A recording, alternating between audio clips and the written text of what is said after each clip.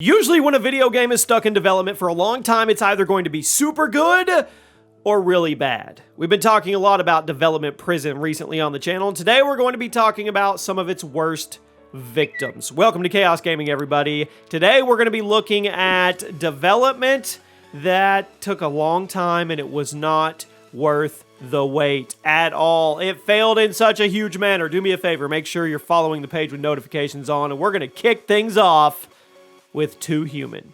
Yep, a game that ended up sinking its entire studio. That's not easy to do as one game. 2 Human was a giant action RPG developed by Silicon Knights, you may remember that name, that was released as an Xbox 360 exclusive. And that was about 13 years ago. Followed many delays, platform changes, all that good stuff. Work on 2 Human began in 1999 for the PS1, and it was originally going to come on 4 discs, but Nintendo signed them onto an exclusivity deal in 2000, which turned the game into a GameCube exclusive. But then, Microsoft swooped in a few years later and signed Silicon Knights onto an exclusivity deal of their own, which turned it into an Xbox 360 exclusive. So, during the later years of development, Silicon Knights actually found themselves in the middle of a legal battle with Epic Games over disputes with the Unreal Engine, which they were using to build this game. 2 Human finally launched in 2008.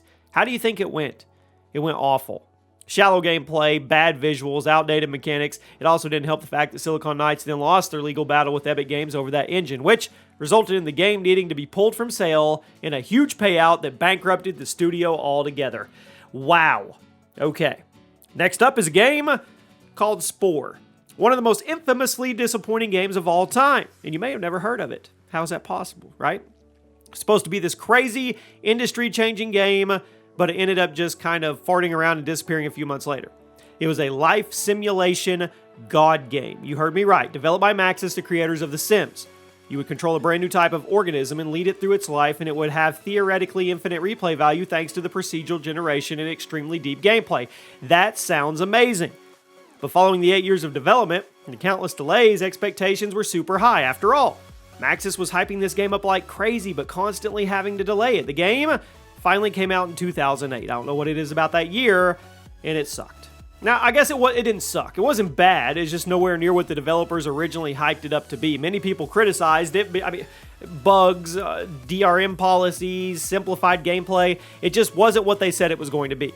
It was decent enough, I guess, but it was nowhere near the industry-changing vision that it was originally advertised as.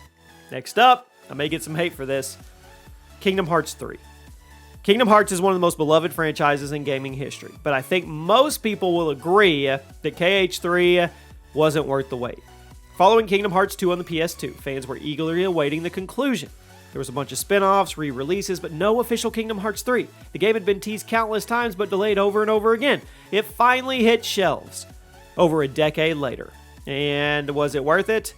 I don't think so. It wasn't a bad game, but most fans agree it wasn't worth the incredibly long decade wait. It's not a bad game, okay? But I don't think it's a good one. It had moments, but for the most part, fans were rather underwhelmed by the game. I think most would agree it wasn't worth that wait. You let me know if you agree or disagree. At number 7, we bash on this game every time we get a chance. Aliens, Colonial Marines. One of the guys on my content team tried to play through this game to see if it was really as bad as we talk about. It was. Colonial Marines is often regarded as one of the worst FPS games ever made, but did you know this game was in development for 6 years? The game was confirmed in 2006 and production started in 2007 at Gearbox Studios, but after the success of the first Borderlands game, Gearbox elected to outsource most of the worst to the smaller studio so they could focus on Borderlands 2, probably a smart move. Gearbox took control back in 2012, but then Sega stepped in and said they wanted Colonial Marines to be more like Call of Duty, which led to a lot of last-minute changes to level design, and this is also why you fight a lot more humans than aliens in the final product. The game launched in 2013. It got panned. It was horrible.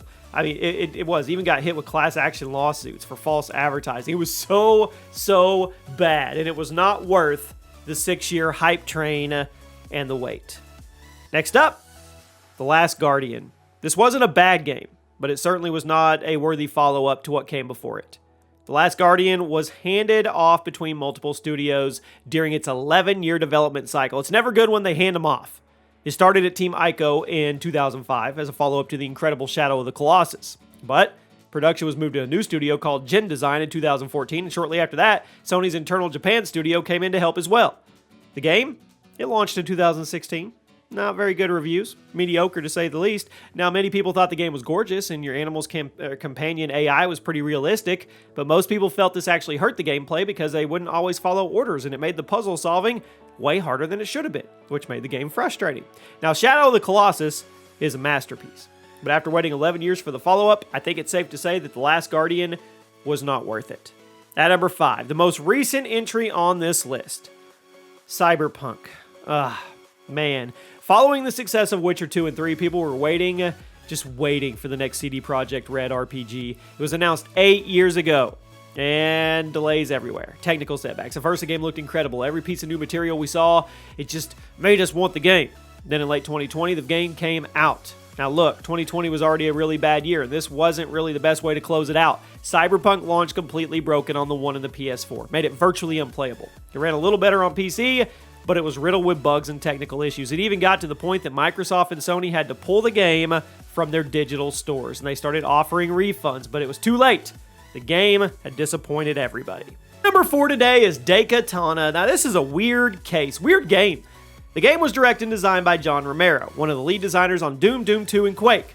With such an influential lineup, you would think John knew how to make a good game, right? Well, Romero left the other Doom developers in an attempt to carve out his own legacy at this new studio. He started up a new development team, announced this giant FPS game called Daikatana, and said it would be done in a year. So, what happened? Well, Romero's leadership was all over the place. Daikatana was delayed countless times in order to keep remaking the game to fit Romero's new vision of how it should be, and after years of delays, Daikatana finally launched, and it was gross. I mean, they called it one of the most disappointing games of all time, and I can't argue. Bad level design, bad AI, bad gameplay, outdated visuals, which was a staple of games stuck in development prison. It was one of the worst FPS games ever made, and the fact that it was delayed so many times is what gets it a spot today. So I ask you, if you were going to make a game, and you knew it wasn't going to be a good game, would you want to go for the worst of all time? Is that like maybe an honor? I don't know. Next up, OVERKILL'S The Walking Dead. I talked trash about this game because I was hyped. It looks so good. Production started in 2014, but since the game's failure, a lot of former developers have spoken out. The game had very little leadership, and the publisher was constantly stepping in to fix things, which made it sink even more. Team morale was in the toilet the entire time, and eventually the studio was forced to ship whatever they had done. Now, despite being in works for almost 5 years, the release version of the game wasn't done. Had no content, and it was riddled with bugs. Plus, even when it was working, the game was bad. I mean, The Walking Dead launched on PC in late 2018 with console ports planned, and it was such a bad reception and such bad sales that everything was canceled. I think that's kind of a case where gamers deserve a full refund. This next one's the same thing. And rest in peace, Anthem 2.0. It just got announced it's not coming back. Anthem! Yep. Dropped in 2019, meant to be a competitor to other looter shooters like Destiny and Warframe, but it was dead on arrival. There was no content, technical gameplay issues. This is literally what happens with all these games. I don't understand it. I don't get it. If it's not ready, don't send it out. In 2016 and 17, many lead BioWare members abandoned that project, and EA stepped in to demand tons of changes. 7 years, people. It was in the oven for 7 years. EA and BioWare vowed to fix the issues and support it for 10 years. Well, guess what? They just announced that it's done. It's dead. It's gone. But you know one that tops it. It's hard to top Anthem. Duke Nukem Forever. Perhaps the most infamously delayed game of all time. It's a game that not only destroyed the Duke Nukem IP, but it also destroyed people's confidence in old school style FPS games. I'm not even gonna go into it. I could talk all day. Late 90s, you already know. 15 years of development prison, and it came out, and it was atrocious. I'm not even gonna go into detail. I don't think it's the worst game ever, but it was not worth 15 years worth of wait. It just wasn't. It was bad. It was bad all the way through. And there you have it. Those are games that were not worth the wait that you were put into. Hope you guys have a great day.